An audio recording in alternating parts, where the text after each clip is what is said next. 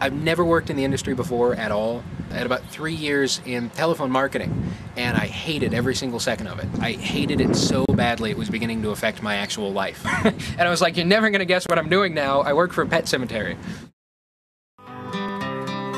Dead puppies, dead puppies,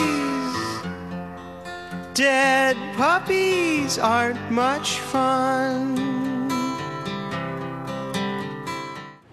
My name is James Bezerra. I work for the San Diego Pet Memorial Park. It's about a 30 or so year old park. Deals exclusively with pet cremation and pet burial. Burial's the same as cremation for the most part. Usually the pet is at a vet's office or is at someone's home and they bring it in. We have the facilities here to keep them cold because you have to schedule a burial. A lot takes place beforehand. You have to pick out your casket. You have to design your marker if you want one. So there's a lot of little tiny things. The day of, Miguel starts the plot because you have to measure it to make sure it's in the right place because everything's on a grid, and if you screw up the grid, bad things are going to happen. About that time, someone starts prepping the remains. We wash it. If you have to, baby powder seems to work very well for sort of livening up the fur. We do whatever we have to do to make them look pretty and smell nice.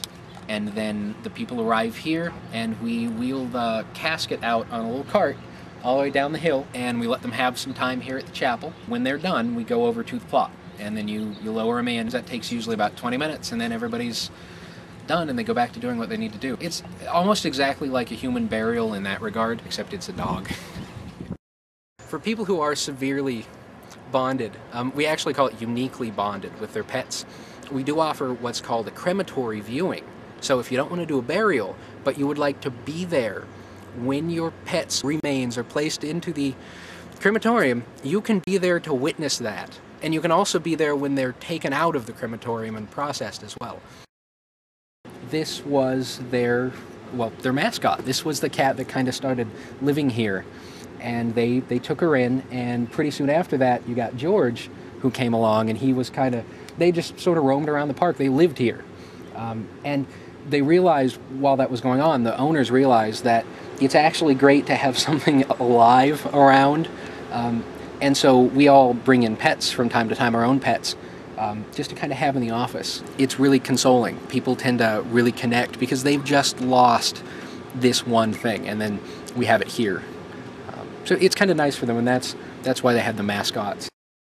We try really hard to be not as dreary as you expect it to be. I meet people and I talk to them and I say, here's what we do and here's the forms you need to use. And so when I'm out there, it's very important that I don't look like Lurch, from the Addams Family, and that I don't come across as the guy who wants your dead pet, It's just like, this is a business. You don't want to deal with it, so we do and we can and we're equipped to. A couple of women who come down about once a month, maybe once every 2 months, right when we're closing, and they sit up there for hours and just talk, and I swear to God they're high when they're doing it. So you can be in the office and hear them just laughing and laughing and laughing. And there will be days where we all leave and it's getting dark. This place is kind of creepy when it's dark. And they're just hanging out, having a ball. A lot of older type people tend to use us, seniors and the elderly, just because when you're that age, your family's moved on, you've probably got grandkids, great-grandkids. The dog is the one that's there all the time. Younger families with young kids, you get a lot of that because it's important for the kid to have some closure.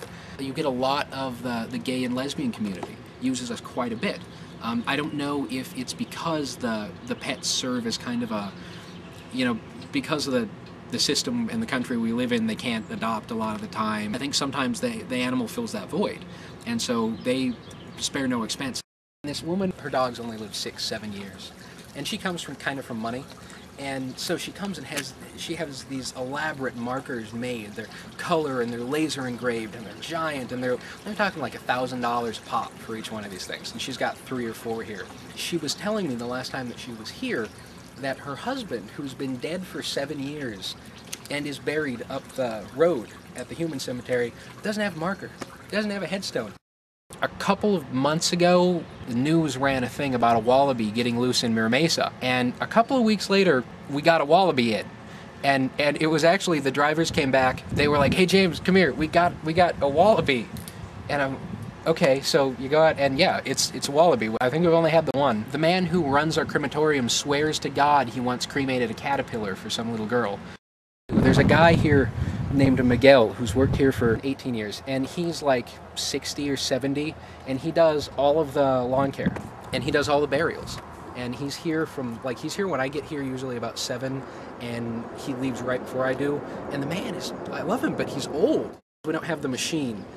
We actually have guys who lower them down there on some straps. And it can look a little off if you're used to the traditional, very graceful human burial. And I was like, Miguel, you know, how come we still do it that way? And he looked at me, and he's very broken English, but he was like, listen, I do what's best for the pets, and that's why we do it that way. Everybody's kind of like that. They're very particular about, you know, doing the best they can, which I know sounds really cheesy, but it's actually true. There's nobody here who's just making a paycheck, because they don't pay us very well. That's why.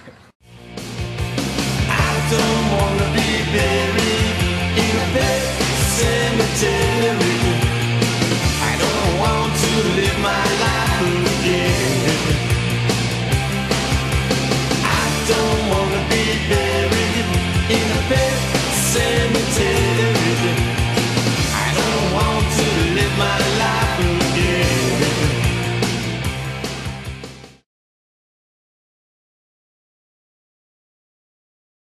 So it's basically bone that's processed down into like really fine powder. Oh. You're quick.